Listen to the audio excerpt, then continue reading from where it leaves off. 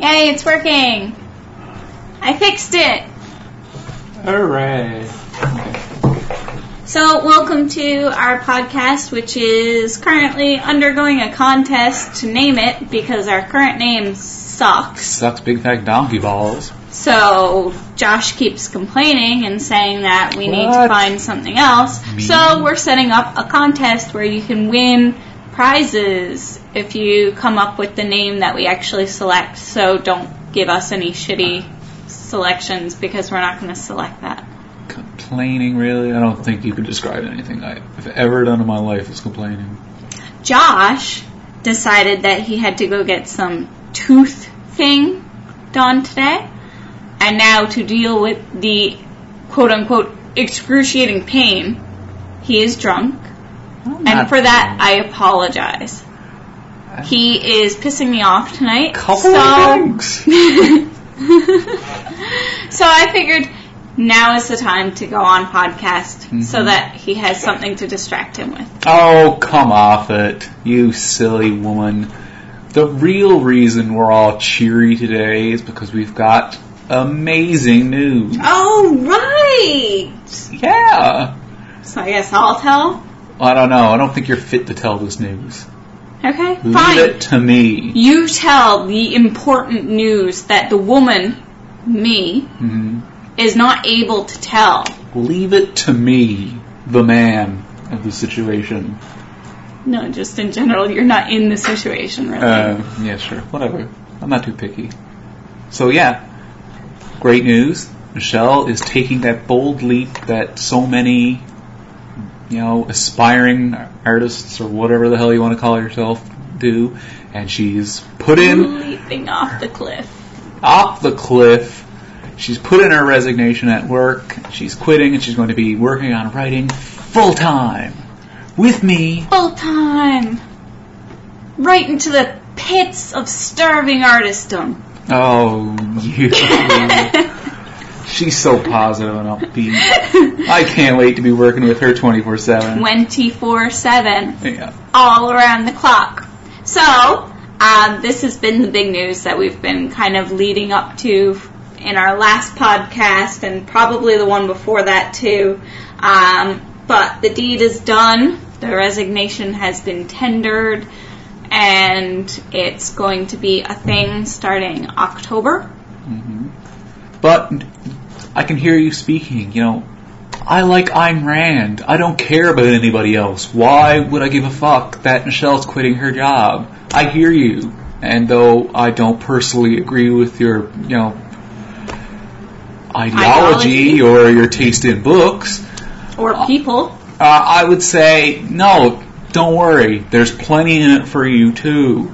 Because with her quitting her job, there's so many great things. For one, these podcasts are actually going to be coming out on time.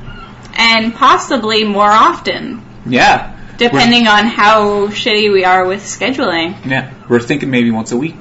Yeah. So you could hear us talk a lot more. Yeah. We'll see how that goes. But if you guys actually want that, I don't know. Some people seem to like this. Yeah, I know. The more we do it, the more viewership we seem to get, so I don't know. Oh, and because I will be home all of the time, we'll actually be able to do some real interviews with people. Yeah, those interviews we kept promising you. Yeah, we tried to do it in the past, but because we are Newfoundlanders, and our time zone varies so different from, people in Europe and people in the rest of Canada, the only times that we were available were times when nobody else was awake or they were at work or it was their dinner time or whatever. So now that we will have a more flexible schedule and also probably be going nocturnal, we'll actually, definitely nocturnal. Nightlife is where it's at. Yeah. We'll have a lot more time to interview people, so that'll be able to spice it up too. Yeah. Before, our problem is whenever we tried to schedule interviews with these other authors, these awesome authors that were wanting to do this podcast with us, and we're excited for it, and we were excited for them to be with us. The problem always came down to scheduling. Yeah. We could never find time. Michelle worked 3 jobs in one, and like she said, our time zone is fucked in the head. Yeah. We are like half an hour time. Like, we are an hour and a half ahead of Eastern Standard Time just to fuck with you all. Yeah, we're stuck in the middle of the Atlantic, in between Europe and North America. Yeah. And it really kind of fucks with scheduling. Yeah. So we'll actually be able to get those damn interviews we promised you like 6-7 months ago. 8, 9, 10, 12, 15, whatever. 16 months ago. Let's not nitpick here. Okay, fine. So if you have any suggestions for anyone that you'd like to see us chat with, let us know. Yeah. Let them know, too. Yeah, tell them, listen, you don't know what you're missing if you are not going to be on the currently nameless podcast. Mm-hmm. That's where all the cool people go. That is prestige there, being on a podcast that doesn't even currently have a name. I mean, who wouldn't want to do that? Yeah, I know. I don't understand. Like, that seems to be the thing. That, like, seriously, thousands of people click on this link and probably quit 5 minutes in. That's a lot of people that could hear you could possibly speak before they get annoyed with it. Thing.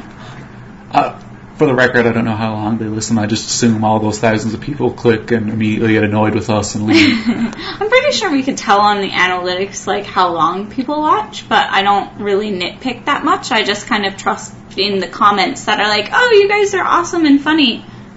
Yeah. And hope that you guys aren't lying just because. I don't know why would lie. they lie to us? That'd be really weird. Why? That doesn't make any sense. No. So I'm just going to trust that you guys are just awesome and would be best friends with us and come over and have tea and talk about fantasy and watch TV with us. Mm-hmm. And, maybe they will up the quality of the podcast again. We have the tools. Michelle's very good at editing. It's just that we don't have time for it now. Yeah, so, I mean, we have our cute little Yeti microphone with our pop filters. Yeah, it's banging. And our awesome recording software and everything. It's just a matter that I don't really have a lot of time to go through and painstakingly edit. This is how short her time is. She actually entrusts some of the technical aspects of this podcast to me. Yeah, because Windows Media Player does not like my new computer, apparently. It's a thing. Yeah. Microsoft's working very hard to find a solution. I'm sure they'll find it by Windows 9. Yeah. But more than that, too, once she's gone, what's, of course, the big obvious thing? More stories from us, more regularly. Yes. So, we actually, because this has been kind of in the works for a while, we've been kicking our ass back into gear. As most of you know, we've had a huge setback. In June, we had to remove a lot of our erotica from Amazon, which makes up over 80% of our sales. That was a huge financial blow. Like, that was pretty much, we might have only removed like a third of our catalog, but we lost about half of our sales. It has been kind of devastating in that regard and kind of demoralizing. So we've not been writing very much, but now that we're planning on doing this, and we have been for a while, we've gotten our ass back in gear. We're not that easily dissuaded. There's just a lot of real life stuff happening. Well, that too, and it's just like, how do you get over that demoralization and that frustration when you're also dealing with, we lost somebody that was very close to us at a recent time. Yeah. We had birthdays, we had family in, we had weddings and anniversaries and all that other stuff. So on top of that, when we did get time, it was hard to want to write. So we're back in gear. We're almost finished the final Vixen, which is going to be the longest of the three and the most plot intensive. A lot of character development. A lot of things that people were really looking forward to and asking for, thankfully. So we'll be letting you all know when that's going to be released. We're hoping that it'll be released in September. We're not certain yet. we're gonna... We'll definitely, once she's quit too, we'll be able to nail down more definite timelines for releases. So right now we actually do have some shored up release dates. So Theodora's Descent comes out on August 29th.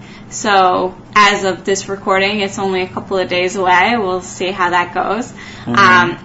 It's been our experiment in pre-orders. So our first pre-order. Yeah, so it's actually been a lot easier for us to get that information out to you and get all of our fans who really want the book to have them get it at a discounted just so they stop beating down our fucking door. I know, it's crazy. It's like the book will be out when it's out. People stop trashing our door. I know. It's expensive. Like, so fanatical. It's absurd. Like, I look out and there's naked people standing all around our apartment going like, hello, where's the book? Where's the book? Yeah, and I wouldn't mind, except these are not the most attractive of our fans. No, like the attractive fans, they know they're attractive. So they're at home just like... calling us. Yeah. Incessantly. Yeah. Because they know, like, their voices are so hot that that's enough to make us want... Skyping with video chat. Yeah. Yeah. I don't even know what this is. Yeah. Well, this should probably be cut. I don't know. Yeah. And one other thing. We're thinking of it. Once she quits, we'll... she's been such a fuddy-duddy. What? Working 3 jobs in one at her day job, and manager and all this other stuff there, and then she comes home and has to work the publishing angle here and help me write, and whatever. Never plays video games with me anymore. But now when she quits, she's gonna be able to play video games with me again. But we also figure, well, you're used to working way too many jobs, so why don't we turn playing video games into kind of a job too? Oh, you mean like back in our WoW days? Yeah, back in our WoW days. Yeah, so I think we talked about it a little bit last time, talking about getting a Let's Play or something of the sort going. Yeah. I'd like to start with Saints Row because that is adequate amounts of filthy and hilarious and weird, which I like. But yeah, for those who don't know, Let's Play, we'll record game footage with us talking over it. One thing I noticed some other people had done was when 2 people were playing together, they'd have the 2 game footages, either one kind of a subset image, a smaller image in the, what do they call that again? In the corner, I don't know. Like if you've ever used a webcam, you know what we're talking about. We don't need to describe it to you. The inlay. Yeah, whatever. Yeah, or like the 2 footage side by side. Either way, something like that. I was talking over it, where we're extremely just awful people talking stupid shit. Yes, and if you want to see that, let us know because we're probably going to do it anyways, whether you want it or not. But if we know that people want to, it'll be pushed up a little bit higher onto our list of things. Yeah. For sure, and one thing I was thinking about doing too is kind of going through a collection of sex scenes in video games, like BioWare's sex scenes and Dragon Age and Mass Effect. Maybe. We don't own a system that's on though, so we'll have to get permission to use somebody else's recorded footage.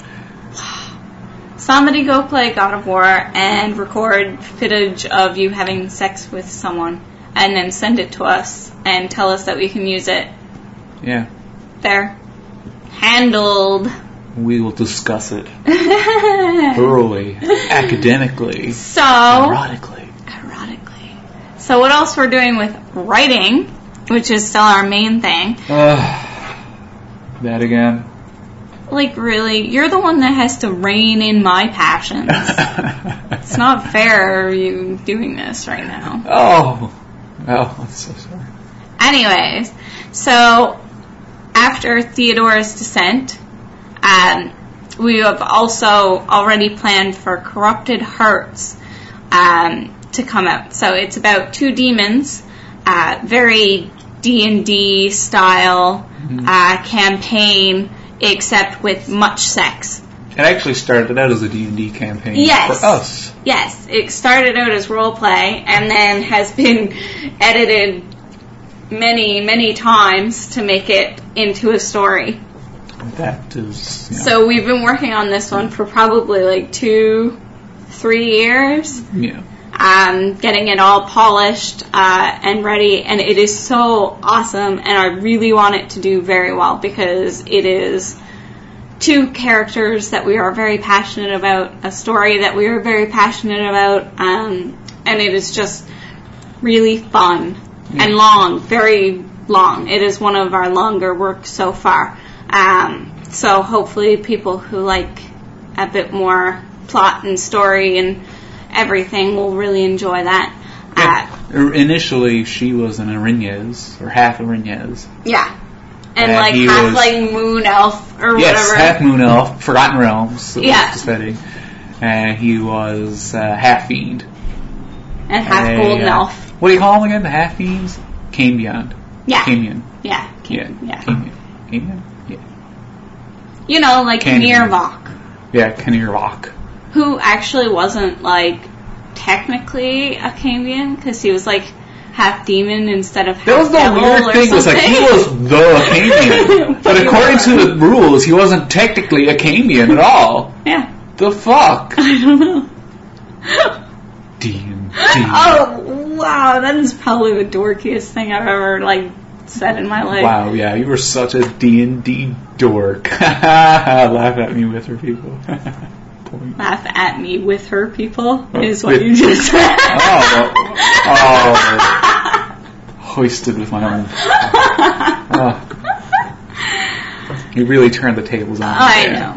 So that's going to be coming out in October, and we also have another release coming up around Halloween, the second part of When Dreamers Wake, which is Leon's creepy Lovecraftian story. For all you guys out there, this is total male fantasy fucking if you are a guy who likes sex, if you're one of those, you will want this book and its prequel, the When Dreamers Wake. It's a very Lovecraftian sci-fi dystopian setting in which the main character gets laid a lot. Yeah. And his like ultimate goal in life is to pretty much just knock up every woman ever, and he gets pretty close. You say Lovecraftian, but it's Lovecraftian in a very light-hearted way. It's tongue-in-cheek. It's very pulpy, you know. It's so misleading to use Lovecraft there, because we have Theodore's Descent, which is Descent, which is actually coming out now this week. That's dark and creepy and weird and you describe that as Lovecraftian, but that is much more closer to Lovecraft's actual things. It's cosmic horror. When Dreamers Wake is more the pulp horror. That's kind of tongue in cheek and doesn't take itself too seriously, and you know, it's more of a men's adventure. But it's all about Leon. Women want to be with him. Men want to be him. Yeah, that is, and also be with him. You know, if you're a little curious. Yeah. He's a hunk. So we have that coming out just before Halloween. We also have The Enforcer, which is going through edits right now, and that is a story about a demon woman who is kick-ass and awesome, and she works for a bunch of like vampires in ruling over this city. For those of you that had read Forgotten Thrones, that story will be kind of split off a little bit for now. So Zui is the character. So it's going to be, you know, her entire story. And if you've read the Forgotten Throne stuff, then consider that kind of a primary introduction to some of the characters you're going to meet. And to the world and everything. Yeah. So, when we first started publishing back in 2012, what we'd originally anticipated was to blend all the stories together and put it out as one. But ended up being such a massive, sprawling thing. It was like... it's like 600,000, 700 more. 7-8 novels, like, big novel worth. Like, it is a lot of story. So, it became incredibly daunting, and we had some health problems, so it got really derailed. So we've been working on cleaning that up, and so that's going to be out before the end of the year. Yeah. Hopefully. And the last one that we are currently looking at release, like upcoming in the next couple of months, is called Unleashed. So that is the story, possibly the trilogy, of a young woman who is at an elite magic school. Yeah. So it is similar in that vein to Magic Academy. So if you liked Magic Academy, you might like this one. Much more sex in this one. Yeah, and it still has threesome. So if you didn't like Magic Academy love triangle, not a threesome. It has a threesome. Don't you remember? The guards. Oh, right. Yeah. So the main character uses her sexuality to get her way quite a lot. There still is a love triangle, and she is much skankier and much more... she's kind of a bossy bottom. Like, I don't know. Certain... I don't know. She's kind of submissive. With some guys. Yeah. But then there's other guys that are completely manipulating the fuck out of her. Yeah. So she's very emotional and runs on instinct and all that stuff. So that's coming out in December for all of your Christmas reading. So those are the things that we've been working on now in order to get ready for doing this full time. Yep. So we are clearly very busy. Oh, yeah. That we are. And, he has to look at his list. Yeah. He has a list of things that we're supposed to talk about. I'm not allowed looking at it. No, you're not. I'm the maestro of the list here. Let's see. Yeah, we've got that pretty much all covered. Awesome. For the most part, yeah. Cool. Zoom through that shit. One thing to discuss, it's still technically August, so it hasn't been a full month. Yeah. Well, okay, yes, it's very much August. So, it's not been a complete full month since our last podcast, which went right after the start of August. So, the story challenge. It's still swinging. Yeah, it's still swinging. So, if you're a budding writer or you just think maybe you'd like to write a quick story, the story challenge is write a story about swinging, and there's bonus prompts you can find on Darkness, like, including something about a music festival, urban fantasy, or impromptu sex toys. Those are all. So, if you look at a carrot and think, hey, that's kind of hot. Yeah. Vegan, yeah. I think the stories are around 6,000 words, so if you've done NaNoWriMo, you'll know that is like, 3 or 4 days of writing? But sex always goes faster, at least for us. Maybe it goes slower for other people. I don't know.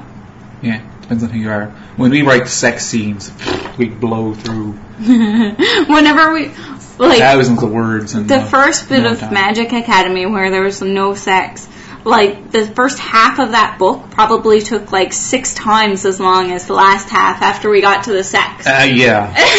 Safe to say. As soon as we started writing the sex, it was all of the words blew up and it was just oh, look, we're done. Yep. We are very passionate about writing sex. Let's just put it that way.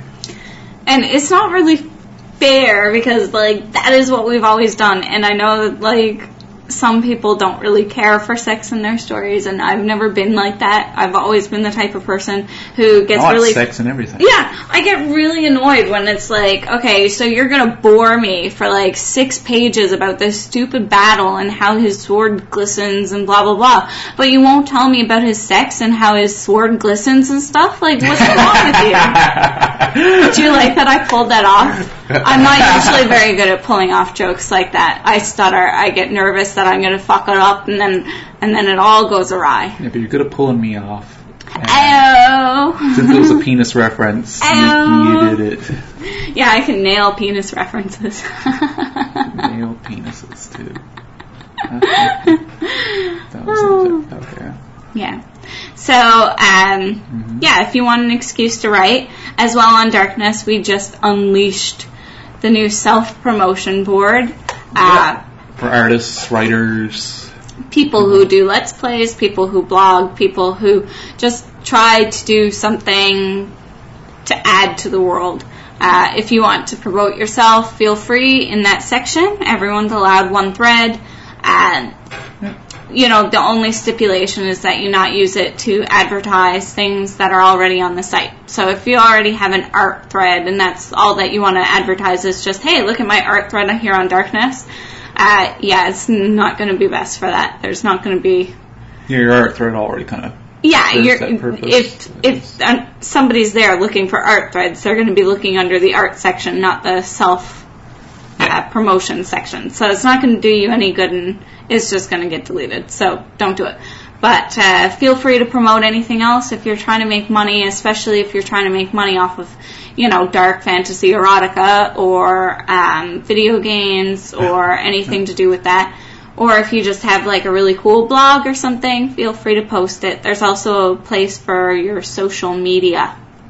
Yeah. So if you want people to follow you on Tumblr or Twitter. I like Twitter. Facebook. Josh is a big fan of Twitter. Twitter is the only one I actually like using. Well, no, not fair. Tumblr's great for porn. Yeah. Tumblr is amazing for like finding new pictures. There's so much hot porn on there. I just wish there was a way to like group things, because like I get kind of skitzed out when it's like I'm looking at like naked people and then I'm looking at like you know, this weird plea for like Amnesty International to do something to help these starving people somewhere. It's kind of like it's always very jarring. And then it's like, for me, it's like it's the gruesome horror stuff. Then back to naked ladies. Yeah. So you know, but other than that, I kind of segregated my Tumblr a little bit, but it's still not great. So. But yeah, you can find us on Tumblr. We have several blogs to cater to specific interests, and I just have a general one that I consider my inspiration blog. I post pictures that I find inspirational. Fantasy, sci-fi, naked ladies. Yeah, everybody finds naked ladies to be inspirational. Everyone. Oh my god, speaking of, if you follow me on Tumblr, you might hear my bisexual problems. So I've been looking up outfits to purchase. Yeah. Sexual outfits. And I've been going through, and there is this one model, and she looks great in everything. All of the clothes she wears. It could be the ugliest thing in the world, like this ugly, like, puke green corset that has a really bad cut, and it's going to make you look really flat instead of really busty, and it doesn't tie in enough at the waist, and it kind of has this garish trim, and like the trim is probably like purple to go with the green corset or whatever, and it is hideous. And somehow I look at it on her, and I'm just like, I want that corset. That's really sexy. And Josh will look over and he's like, it's not really sexy. She's really sexy. It's not really sexy. I don't think that'll look good. And I'm like, what do you mean? And then I try to look at it and isolate it from her, like, smoking hot body. And it's like, oh, that's right. That probably isn't. But it looks really good. It fits her very good. You just want her, not the outfit. That is my problem. That is my big conundrum, is that I keep looking at all these women and I'm like, no, that dress looks really good. That's a really good dress. I should buy that dress. And it's like, no, that dress is going to look bad on me. That dress is not going to fit. That dress is going to be up around my waist. It's going to be a belt, and it's going to make me look flat-chested, and the color's all wrong for me, but I want it because, man, that looks some good. Yeah. Some good. Problem. Some good. My Newfoundlandese. Yeah, some good, people. It looks some good. Yeah. Yeah, it does. Yeah. And we have a discussion topic for this week. Oh, do we? Yep. This was actually for this month. I'm already, in my mind, apparently got us down to a week schedule.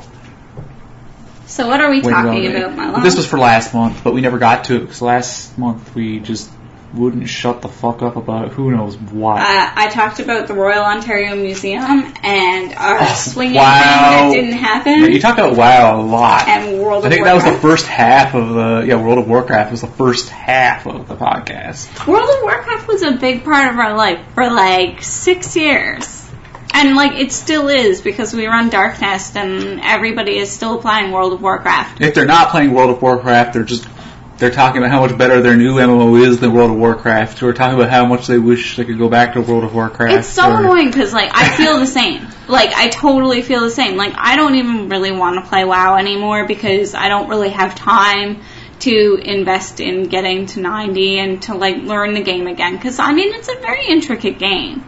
Like, there is a lot of talents that you get, and you have to know how to use them. And I know there's, like, elitist jerks and all that stuff still to teach you kind of how to min-max. But, like, it takes a lot of time and effort and energy to get really good at World of Warcraft. And I am not great at playing things poorly.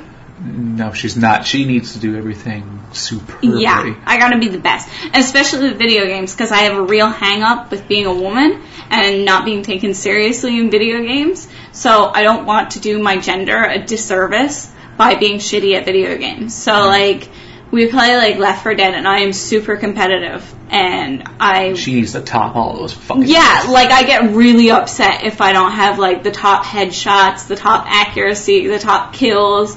Like, I'm just done for the night if I'm not top. She usually is, though, so... Yeah, so usually we keep going until I start faltering. But, you know, World of Warcraft defined... A generation. I was pausing for dramatic effect. Oh, okay. But I was going to say that. Oh, okay. But I mean, it's what we grew up on, and it's what, like, most of us developed as adults into. So it's like a landmark. Yeah, I started playing it in university, yeah, and I got you into it right after. And it's like the newness, the like feeling like a nub, and then like learning how to do it. Like now, every MMO, like you kind of understand it. But wow, I made so many friends in that game that we still are in daily, constant contact with. We're in a chat right now with like a dozen of them or something. Yeah, they were all in our guild back in WoW. Yeah. So like so much of that is lost, and it's not even so much WoW. Like the biggest part isn't even WoW's fault so much. It's like because you just can't recapture that. You can't. Yeah, but like for me, you mentioned the technical aspects of WoW. However, for me, the biggest deal is the social aspect of any MMO. The biggest deal is the social aspect of the people you know and the people you play with it. That's what makes the game for you. The technical aspects of like the gameplay and all that. That's all. It's all nice. It's kind of it's the foundation of your house, but you know everything else is all the social aspect to me. The social aspect is the family that makes the house a home. Thank you, honey. That was beautiful. I know. It's heartwarming. This is why I'm a writer. Oh. But and it's like whenever I try, like I've been playing MMOs pretty much, constantly ever since WildStar and. Guild Wars 2 is the one. Guild Wars 2. Yeah, Guild Wars 2 is the one I've been stuck with. Star Wars. WoW has been over consistently. But my problem is that I'm a busy old person now. And when I go into MMOs, like when I join a guild that seems really nice and everybody's great, but it's like everybody in that guild is playing way fucking more than me. They're on every day, they're playing for a lot, and me, I get on maybe every other day. Sometimes I disappear for a week or two because work with publishing and all that is crazy busy, and I just don't want to spare the time for it. I can't spare the time for it. And it's like I'm that old guy who shows up sometimes inconsistently. That nobody really can forge a bond with because you're never on enough to... Right. Well, there's always other people in the guild who are around every single day. Yeah. So, like, those are the ones you forge all those bonds with, and you get along with, you go raiding with, you run dungeons with, you talk with every day. And me, I'm just that guy that, oh yeah, what were you... You're the author, right? You said you did... It's Yeah.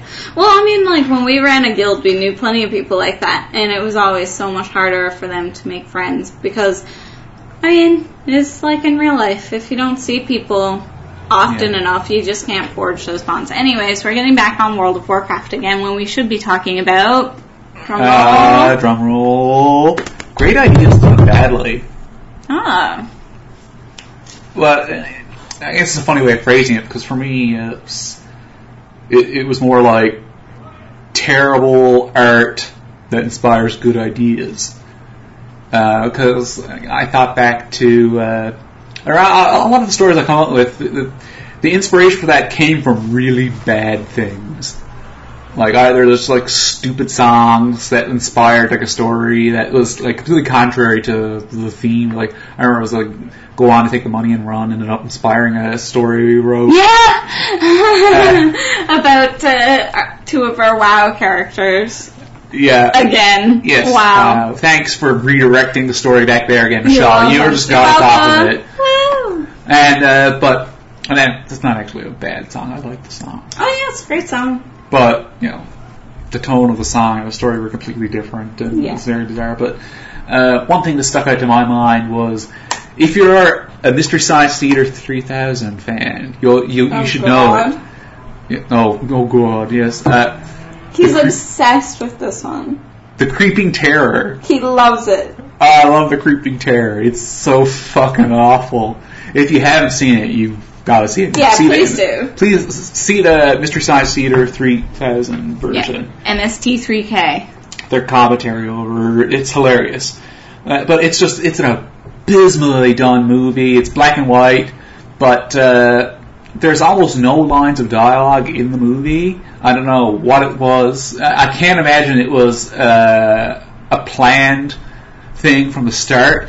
My only guess is that the audio must have been fucked up and so bad and unusable that when they went to edit it for use in theaters or whatever, I assume it came in theaters, I don't know, they decided, you know what, this is unusable, we're going to do something. And so what it is the entire movie is narrated over by this dry narrator who explains what's happening even as people are talking in the background. It's like it explains the pathetically obvious. I think the best line is, now that we need a narrator, he clams up. Yeah, and that's the great part. Those moments where a narrator would be really useful in your movie when something's happening and it's not like, you know, it's confusing and bizarre, because the theme of the movie is this alien probe lands and this creature comes out, and you know, and when you need the narrator, he's not talking. He's gone. The narrator's the only talking like over other characters, explaining what those characters are saying, which again leads me to believe that it was the whole idea of the narrator conveying the story was something done after the fact when it turned out the audio was really shitty. But the concept of the story is, for those who haven't seen it, alien probe lands, and it's but this is an old movie, I think, like 50s. The 50s or something. Yeah, and but the probe, like the creature, sends out like basically our version of like the Mars rover, except it's like an organic monster thing, and it's not like an evil creature or something like this, but this is how people see it. It goes around devouring people and things, and you know, it's it's the Creeping Terror, and so what it is this is an alien probe, and it devours things. Like our Mars rover would go around picking up, you know, debris and stuff like this from the surface to analyze it, and then transmit it back to the probe, which then transmit the signals back to whatever alien species it came from. And I thought, you know, I'm thinking to myself, this movie is fucking terrible, but that is a really great idea. Like that is as an idea. Forward thinking. Yeah, it's very forward thinking. You know. Yeah, considering we hadn't been on the moon yet. Yeah, the idea of bioorganic, like organic biomechanical devices kind of going around, like, you know, studying other worlds and stuff like that. Like, you know, that was pretty damn cool, I thought. But the movie is just fucking terrible. It's awesome if you watch it with the MST3K commentary, though. Yeah. And so it was one of those things that always stuck in my mind, you know, like, you know, from the worst of things there can be, like, maybe it was a very good idea in its conception, but like I said, with the narration and the direction and obviously the whole sets and everything, the Creeping Terror itself is laughable. Comical. Yeah, it's comical. It's just this big, like, parade float thing that slowly lumbers along. Quick, call into his mouth so he can eat you. It was the commentary they give in MST3K is, I figured out its weakness. Don't crawl into its mouth. Because it's so badly done. It's like the only way it eats things is by people actually, like, literally climbing into its mouth. Yeah. So, great ideas done badly. Okay, I have another one, and you're going to hate me for this. Okay. And I accept that. Josh is more of the sci-fi fantasy person than I am. I am more drawn to contemporary. He hates it. It's our whole Romeo and Juliet thing, star-crossed lovers. But one movie that I think was amazing in concept and horrific in actuality was Hostel. I was so excited to see Hostel because the idea of a group of, and this also applies to Eyes Wide Shut, okay? This is my same commentary between the porn and the fucking killing, is I have a fascination with a cult of rich people who can do whatever they want. I love that idea. I would love to do something like that, whether it's a sex orgy club or something. It is fascinating to me. It's a sick fascination, obviously. Like, it follows the same fascination. A sick fascination? Weird. With, like, wealth and with, what is it? Like, gluttony, like, wanting more than you can ever possibly need. Just being so greedy and narcissistic and self-involved that you see human life as being below you because they're not really humans. They're plebes. They are nothing. And so the idea of, in Hostel... We're very different people in some respects. We are. That these rich people who see people as so beneath them that they could, like, kill and torture and do whatever they want with, these low-class people and all of the seediness. Like, that was fascinating to me. And I think it was one of the worst done films I've ever seen in my life. I left and I was so angry with the movie. It just glorified all of the issues that I thought that it might tackle. It was bad, unentertaining. But you think about it, that's a really interesting concept to tackle. Could have been. Like, the idea of a bunch of rich people who see... But that's the problem. See, it was just an idea. Yeah. Someone had an idea for a movie, but didn't bother to take that kernel of an idea and turn it into a full-fledged story. Yeah. But, because the idea of, if it were done kind of similar vein to, American Psycho, where it was kind of like showing this rich guy who's so out of touch with reality, so disconnected from the people in his life that, he thought he was so much better than everyone else, and so took to, torturing and killing these people just for the thrill of it, the kick of it, because he was unhappy. That would have been a fascinating take on Hostel, but instead it just glorified everything that it should have been against, I think. It was just a bad fucking movie. It was boring. It was boring. What was it? Gore porn? Torture porn. Torture porn, yeah, that's the term. And same with Eyes Wide Shut. We watched it a few years ago, when I was at my height of, wanting more high-class orgy porn. And just phase. We all go through that. And just being so disappointed by, again, the disconnect. It was so boring. There was no passion. There was no actual intrigue. It was just... What was that one? Was it Ed? Remember back in the 30s? Fucking the topless dancers. We're gonna have to edit this. Orgy of cultists or something. Orgy of the Damned, was it? I think it was Orgy of cultists. No, but apparently there is Orgy of the Damned.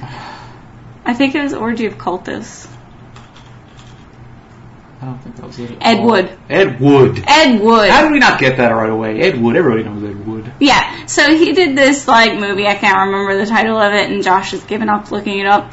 And it was just like women dancing topless. Like, it was called an orgy, but there was no orgy. I was so disappointed. I spent like $3 on that movie. Orgy of the Dead. That was my first thought. Orgy of the Dead. Yeah. So fucking boring.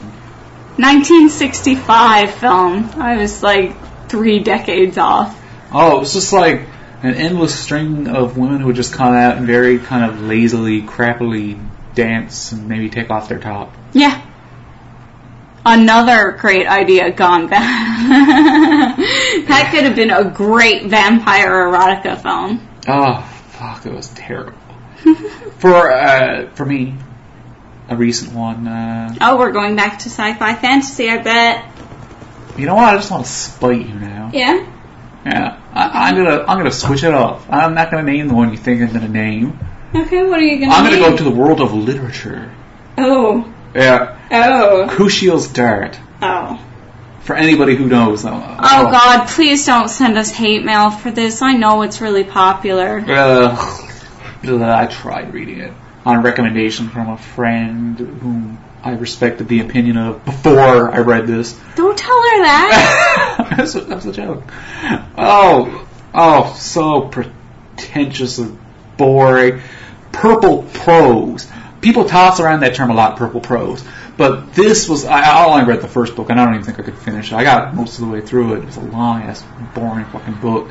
But, you know, if there was ever a piece of erotica that deserved the term purple prose, it was Kushiel's Dart. Ugh, just boring, pretentious, long, dry descriptions of things, all this flowery nonsense, and it just wasn't interesting at all.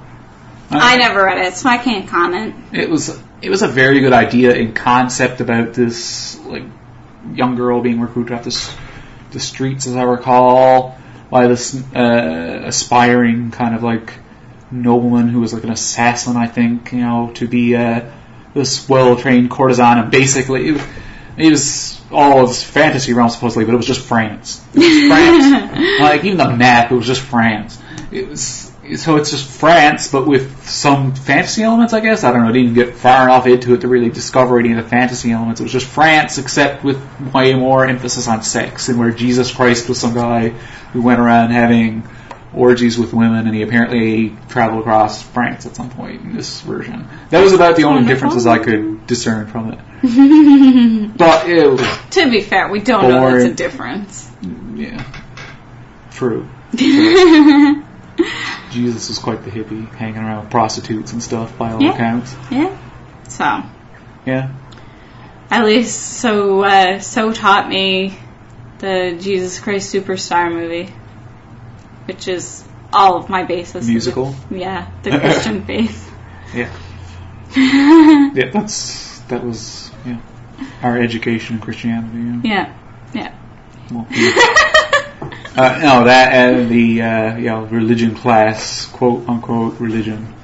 That was illegally taught to Joshua. Yeah, to John, which was basically all just Bible stories. Yeah. In elementary school. That stuck with me. Alright, I think we should wrap this up. I think we're rambling. No, we're not. Are we rambling? I didn't even get to my next example. Okay, fine. You're cutting me off short. Fine, give your next example. Keep your female privilege to yourself. And if people are pissed, they're going to be pissed at you, not me. Because I tried, and you saw it. Okay, no, you go.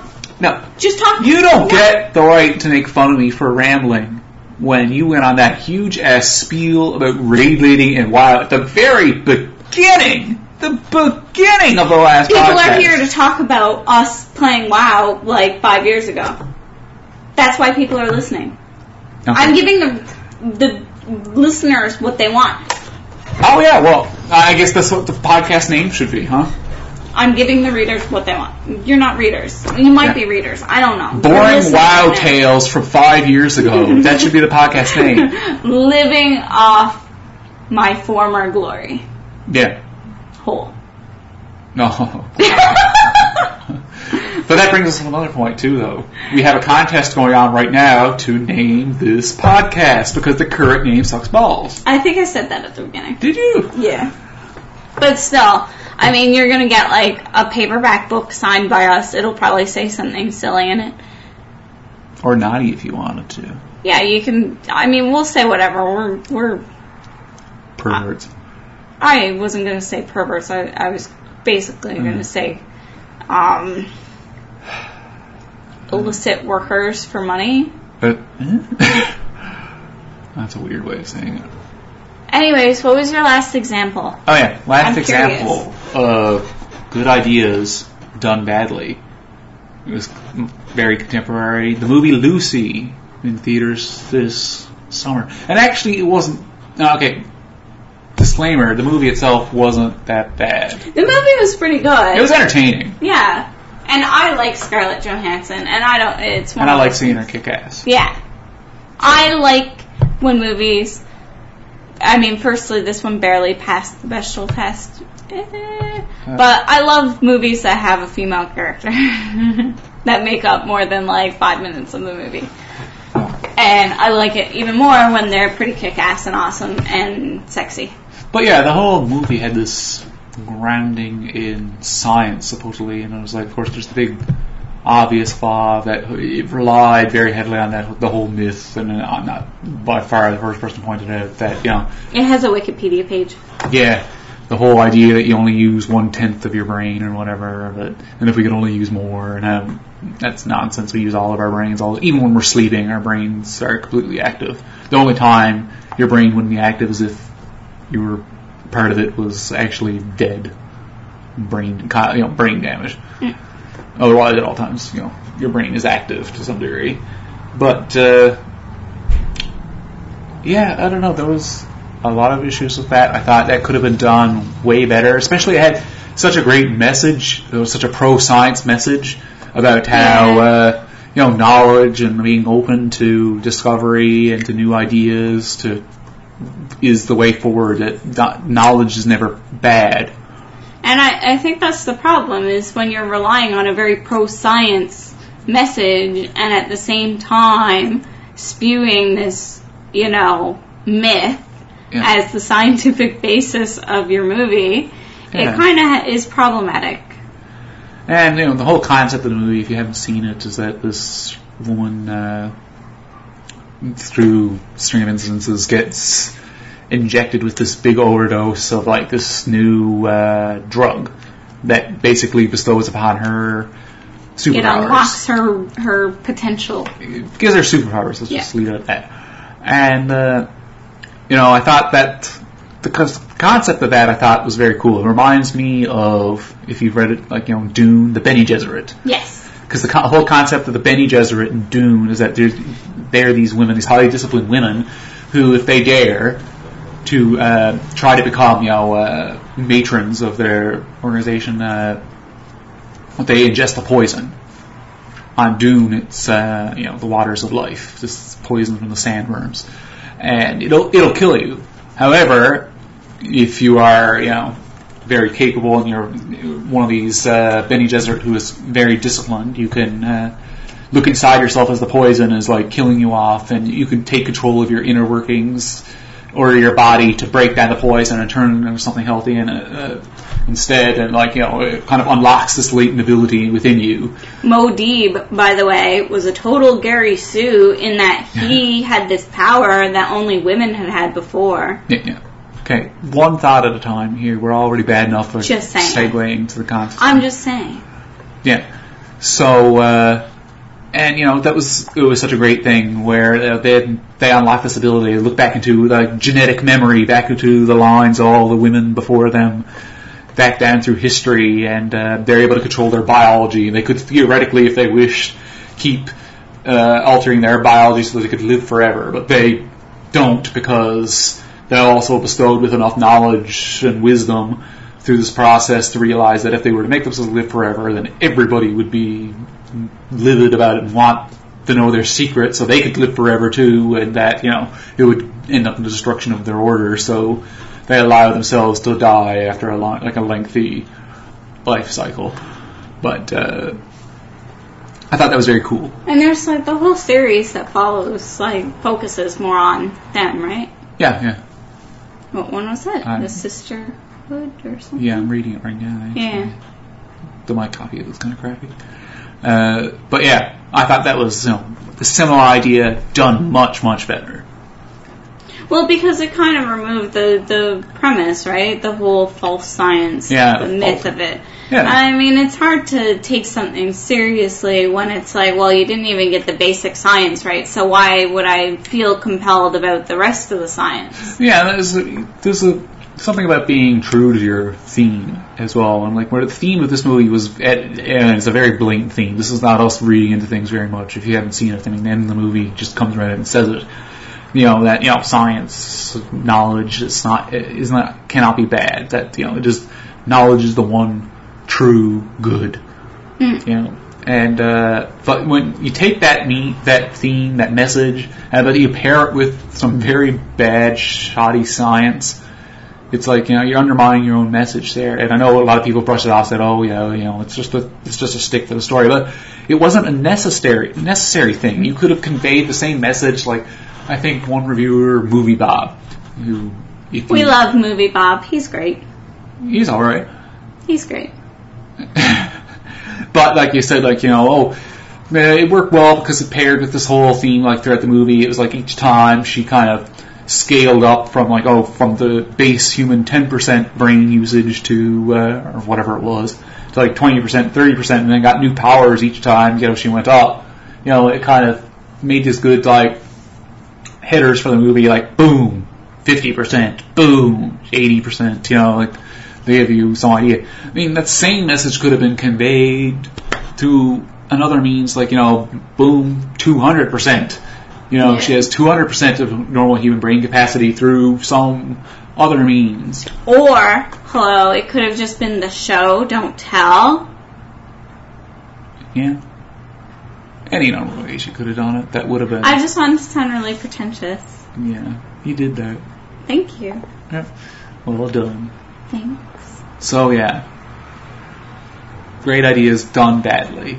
And... Do you have any suggestions? Any other books or movies or games that you think had a great premise or great tagline or great, blurb? Yeah. But kind of fell short in actuality? Feel free to share in the comments. We love getting comments. They're pretty cool. And if any... Plus, it proves that you actually listened all the way through, which I'm really impressed with, and I love you. Yeah. And Josh wants to have your babies. Yeah. I'll give you babies. Yeah, Josh likes impregnation fetishes. Yeah, it's one of my favorites. Yeah. I love it. Yeah. Let me give you babies. Come on. All right, bye. What? No. No.